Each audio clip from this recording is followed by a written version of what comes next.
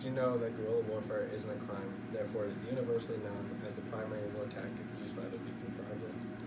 M19, a group created by mostly students, happens to be known in history as one of the most dangerous gangs who used irregular war tactics in order to gain a political advantage. The history of the infamous group has great implications on politics to this day and can help you gain a better understanding. I have grown up hearing about M19 and taken the opportunity to explore the group's plans myself. In order for us to really understand the effects the group had on society, you have to understand their origin, as well as their rise, as well as their downfall. The group gave us many unique features that seem foreign to most people. M19 has an interesting and unique origin that many are unaware of. History is the reason we have such a detailed description of the past in order to avoid groups such as M19 from rising to power. On April 19, 1970, the second largest guerrilla group in Colombia was formed by mostly a group of students after the Revolutionary Armed Forces of Colombia. This according to C. Garavito on a website called Britannica, last edited November 10, 2020. The group became a very strong force in urban slums as they became a sign of hope during a rally held in these slums. There was dancing in the dirt streets with women, men, and children taking part. The song "The People Move" with M19, set to the rhythm of Vallenato, a popular Colombian dance, showing their support of urban groups. This again, according to C. Garavito. M19 had a quick rise to dominance as they became one of the most infamous gangs of all time. Carlos Pizarro decided to run for Colombian presidency, but only after he had already established himself as a public enemy of the police and the army, which were only some of his known enemies. This, according to Colombia Reports, which is a website, there was no author, last edited March 22nd, 2018. This is Carlos Pizarro. He ran for Colombian presidency.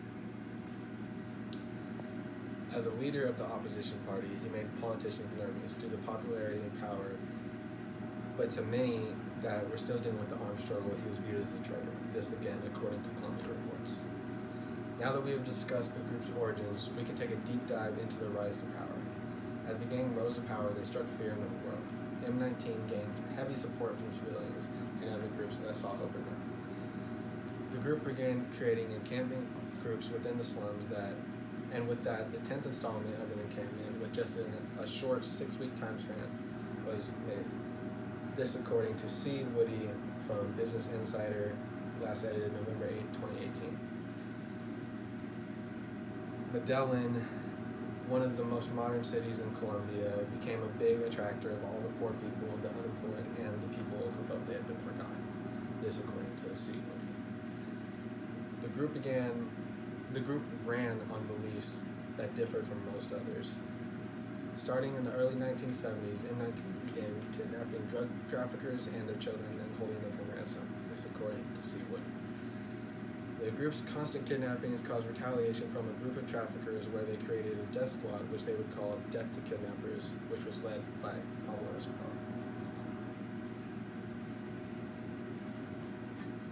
This is Pablo Escobar, the leader of the group.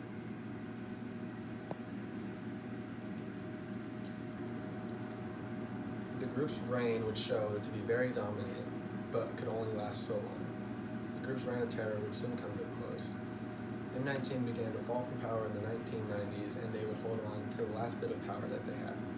In the 1990s, they would also go on a string of attacks that were all kidnappings and bombings, which totaled to 3 throughout that decade. This according to Stanford's website, last edited in 2020, and the article was called the April 19th Movement. The last attack they would attempt would be a kidnapping of a psychologist born in Spain who they would end up releasing just a month later. This, again, according to Stanford. The group would even lose practically all of their political power within that same time. After the year 1997, the group would lose all of its influence and the group would gradually lose power over the next year. This according to a website called Tracking Terrorism 2020. Many members of the faction would leave the group and join different branches of the Democratic Party as they were beginning their downfall. This according to Track 2019. As the group fell from power, they showed a strong weakness within their war strategy. The group M19 was a largely influential group who taught us many things throughout their origin, their rise, and even throughout their fall from power. They used irregular tactics of war and politics in order to gain power, and it worked out for them for many years, but it came to an abrupt end. Regardless of how you feel about this group, it is undeniable that they have created a blueprint for the rest of the world about guerrilla warfare and has been very useful information for the world. Hopefully we can learn from their mistakes and understand that the shortcut isn't always the correct way to go. Thank you for listening.